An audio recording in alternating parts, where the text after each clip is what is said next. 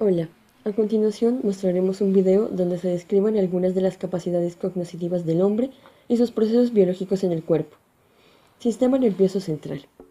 Se encarga de dirigir las funciones de nuestro cuerpo, capta estímulos externos y los traduce a impulsos eléctricos para conducirlos al sistema nervioso central.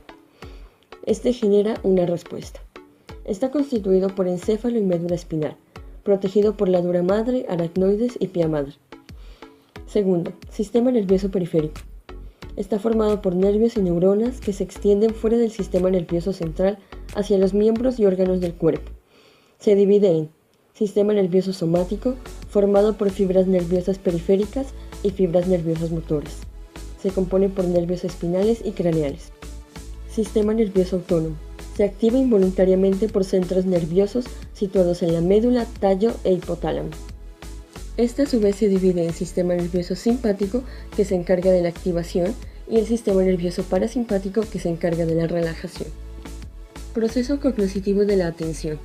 Se define como una cualidad de la percepción que funciona como filtro ante diferentes estímulos que se puedan presentar, separando cuáles son los primordiales o principales para evaluarlos más a fondo de los secundarios. Entre sus funciones más importantes está prevenir la carga excesiva de información y garantizar un buen proceso perceptivo de los estímulos prioritarios. Y segundo, puede ser involuntario, porque se produce cuando se presenta un estímulo intenso en nuestro alrededor, y voluntario, que implica concentración y control. Estas fueron sus funciones y sus características que caben destacar.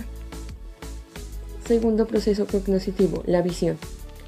Primero, el ojo percibe estímulos luminosos que se transforman en impulsos eléctricos, que posteriormente son enviados al cerebro, y es ahí donde son procesados por la corteza cerebral y se da la percepción visual. Proceso biológico. La luz entra por la retina. Los fotorreceptores transducen la luz en señales eléctricas. Estas señales se procesan en el córtex visual. Partes del cuerpo que involucra el proceso de la visión. Primera, retina, órgano receptor del sistema visual. Segundo, fotorreceptores, células especializadas en la conversión de la luz en impulsos nerviosos. Tercero, bastones, que se encargan de visión en condiciones de penumbra y detectan el movimiento. Y cuarto, los conos, responsables de la visión a color y son más sensibles ante la luz. Percepción visual. Es la interpretación que le damos a los estímulos externos visuales. Según la psicología de la Gestalt, está la ley de figura y fondo, agrupamiento, semejanza, continuidad, contraste y cierre o clausura. Y entre los trastornos encontramos discriminación visual, figura y fondo, secuenciación visual, memoria visual a corto o largo plazo, problemas visuoespaciales y dificultad de cierre visual, que son los más comunes. Proceso de la audición. La función de la audición es transformar ondas sonoras en impulsos eléctricos que el cerebro puede interpretar. Procesamiento biológico.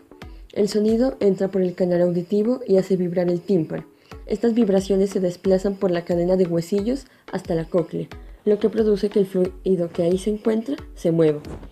Con esto las células ciliadas se inclinan y estas producen señales neurales. Partes del cuerpo que involucra. Pabellón auditivo.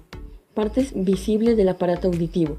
Funciona como embudo que dirige el sonido al interior del oído. Conducto auditivo. Transmite ondas captadas por el pabellón auditivo al tímpano. Tímpano. Se sitúa al final del conducto auditivo y vibra con las ondas sonoras. Huesillos del oído. Martillo, yunque y estribo.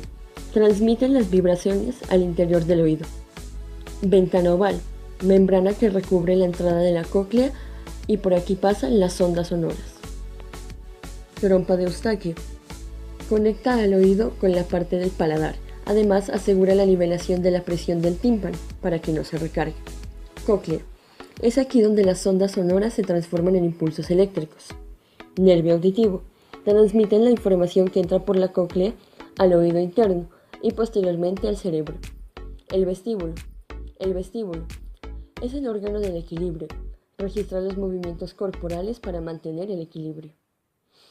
Trastornos.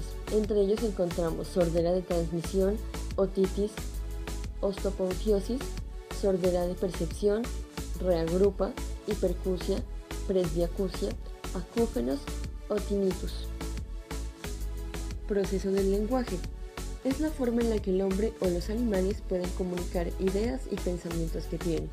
Puede ser de forma oral, escrita o textual. Gracias al lenguaje podemos traer al presente cosas que se encontraban ausentes, ya que existe una aparente relación entre lenguaje y pensamiento. Las etapas del desarrollo del lenguaje. Primero, de 6 meses en adelante. Balbuceo. 12 meses. Palabras no completas. 18 a 24 meses. Frases de 2 palabras.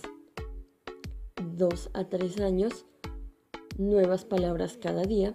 3 años. Desarrollos fonológicos. Y 4 años. Mecanismos básicos del lenguaje. Fisiología del lenguaje.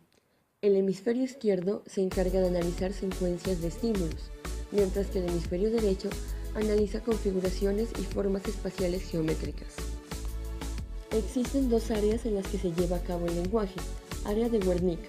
Se encuentra ubicada en la sección posterior del giro temporal superior, normalmente en el hemisferio izquierdo. Es el encargado de la compresión del lenguaje y tiene la capacidad de darle coherencia a las ideas. Área de Broca. Se encuentra en el hemisferio izquierdo y la función principal es la producción del habla. Trastornos del lenguaje. En el lenguaje oral, afasia motriz o de Broca, que es afasia de expresión, afasia sensorial o Wernicke, que es afasia de comprensión, afasia sensorial o global, consiste en la expresión o comprensión, afonia y disfonia. Lenguaje escrito, agrafia y alexia, y también disgrafia, entre otros. Y en los trastornos psicológicos encontramos bradilalia, estereotipia verbal, jergafasia, musitación, mutismo, palilalia, taquilalia,